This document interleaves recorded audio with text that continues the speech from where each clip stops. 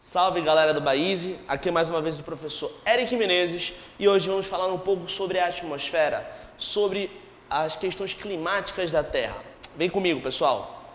Talvez a maior dúvida do aluno com relação à atmosfera hoje seja entender qual é a diferença entre o tempo atmosférico e o clima. Então vamos tentar diferenciar essas duas expressões. Tempo. Uma pergunta muito interessante. Como está o tempo hoje? Como está o tempo hoje aí onde você mora? Pode estar chuvoso, pode estar nublado, pode estar ensolarado, pode estar quente, pode estar frio, pode estar seco, pode estar úmido. Portanto, o tempo, não cronológico, o atmosférico, é o estado atual, momentâneo da natureza. É como ela se comporta em um dado momento, específico momento analisado. E o clima, professor? Bem, o clima é uma análise de sucessivos tempos atmosféricos. É quando eu analiso o tempo atmosférico de uma dada região por no mínimo 25 anos, para que eu crie um padrão climático. Então, digamos que eu vivo no meio da floresta amazônica e que um determinado dia, o meu dia, ele é quente e úmido. Passarão os outros dias durante o ano, eu verificarei, após aferir durante o ano diariamente a temperatura, o clima, enfim, naquele mesmo horário, que os padrões que mais se repetem são quentes e úmidos. Eu vou fazer isso por 25 anos e eu vou ter um padrão muito mais complexo, muito mais completo. Esse padrão eu chamo de clima. Então, após aferir que o clima da região norte, na Amazônia, ele é tipicamente quente e úmido durante um período de 25 anos, eu determino aí que o clima da Amazônia é tipicamente quente e úmido, o que não deixa de permitir variações desse clima. Pode ser que seja frio em determinada época, pode ser que alguma conjuntura climática torne o clima um tanto quanto mais seco, como por exemplo é o caso do El Niño, que a gente vai ver também. Então o clima ele tá sujeito a alterações, a modificações, mas o clima na verdade ele é um padrão climático, tá legal? Bem, feito disso, temos que entender que os fenômenos atmosféricos, eles se estruturam na primeira camada, ou na camada mais baixa da atmosfera, que nós chamamos de troposfera. E é na troposfera que o clima se estrutura e que os fenômenos climáticos, a maior parte deles acontecem. Vamos entender então um pouco sobre a dinâmica das massas de ar na troposfera, galera. Beleza?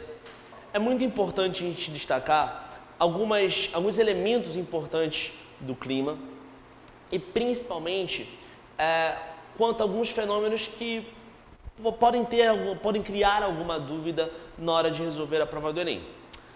No esquema no quadro, a gente consegue observar alguns elementos importantes.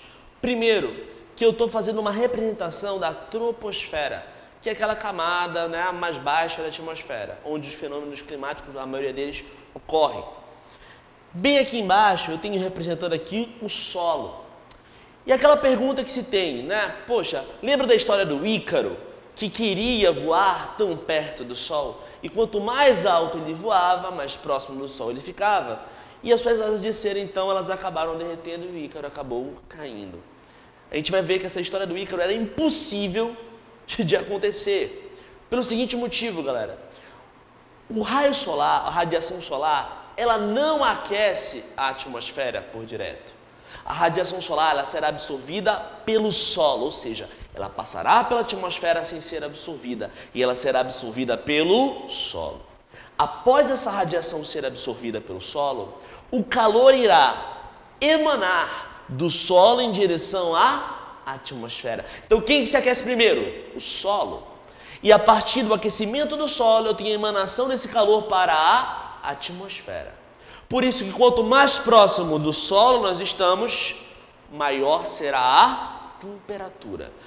Isso dentro da troposfera é uma regra, tá? Levando em consideração que estamos falando da camada troposfera da atmosfera. Não estamos falando nem da ionosfera, nem da estratosfera, nem da mesosfera. Estamos falando apenas aqui da troposfera.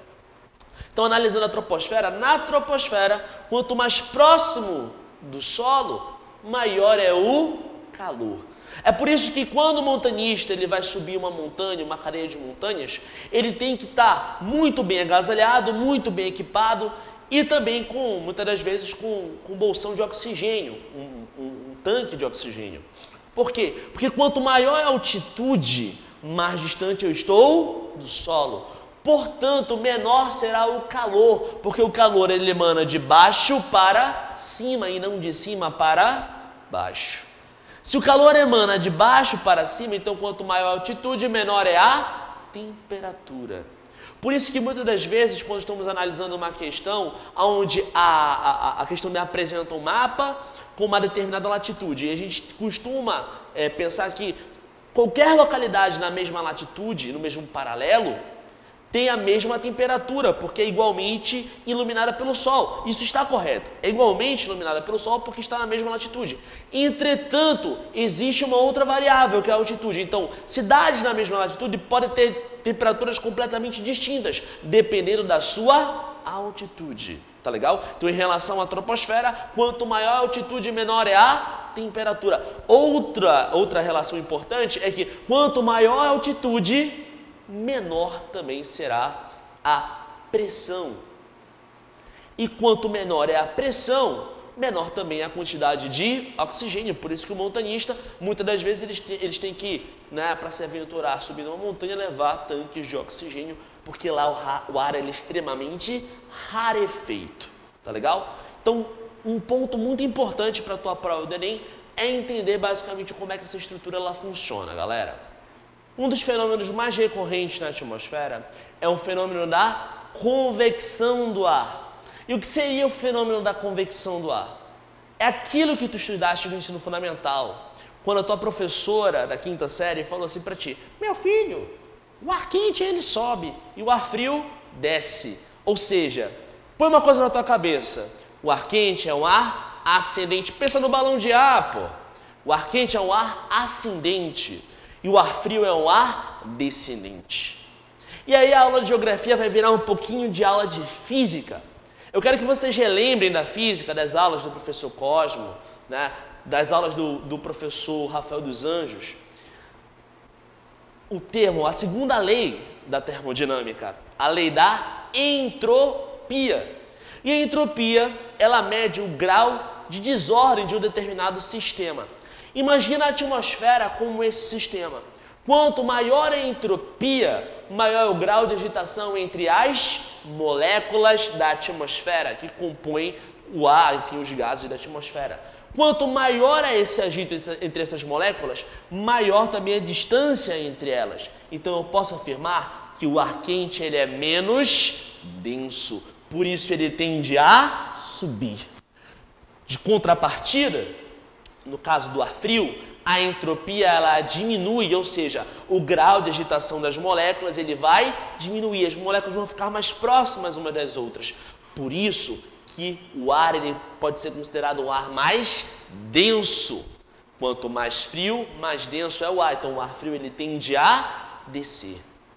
E como você sabe já que o calor ele emana do solo em direção à atmosfera, esse ar frio que desce, com o tempo ele vai se aquecer e vai subir novamente. E o ar quente que chega lá na parte mais elevada da troposfera, lá a temperatura é menor, então ele vai se resfriar. E quando ele se resfriar, ele vai descer. Então isso é um movimento cíclico. É o ciclo da atmosfera, é o ciclo da convecção. Isso é muito comum acontecer, tá legal?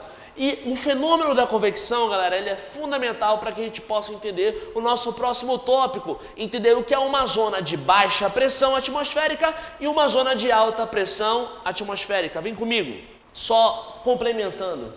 As massas de ar quente, galera, elas vão formar sempre uma zona de baixa pressão atmosférica, levando em consideração a lógica da entropia, né? No caso das massas de ar quente, as moléculas do ar vão estar menos densas, por isso a pressão do ar ela é menor. E no caso das massas de ar frio, elas vão formar uma massa de alta pressão atmosférica, exatamente pelo ar ser mais denso. Outro fenômeno importante é o entendimento das correntes de ar. A corrente de ar é a massa de ar que está em movimento. E como esse movimento ele ocorre? Galera, não sei se vocês lembram da biologia, aquela questão lá da difusão, né, do meio hipo para o meio hipertônico. Lembram? Sempre o líquido ele sai do meio hipertônico para o meio hipotônico, ou seja, o meio mais hidratado para o meio menos hidratado, do meio mais concentrado para o meio menos concentrado. Então, como é que as massas de ar se movimentam? Elas se movimentam sempre do meio mais concentrado, da maior pressão, ou seja, do frio para a menor pressão, quente, do meio mais denso para o meio menos denso, do meio mais concentrado para o meio menos concentrado. Então, sempre a massa de ar sai do local frio em direção ao local mais quente, tá legal? Por conta do princípio da diferenciação de pressão. Outro elemento importante desse fluxo, dessas massas de ar, é entender que as massas de ar elas sempre vão ganhar as características das regiões onde elas se formam. Por exemplo, se uma massa de ar se formar na região polar, né, da Patagônia Argentina, ela será uma massa de ar frio e ela formará uma zona de alta pressão atmosférica. Agora, uma massa de ar que se forma aqui na Amazônia será uma massa de ar quente que formará uma zona de baixa pressão atmosférica. E aí, na próxima aula, vamos entender como é que essas áreas elas podem atrair ou afastar chuva ou umidade. Valeu, galera, que a força esteja com vocês. We broke out, neighborhood penitentiary.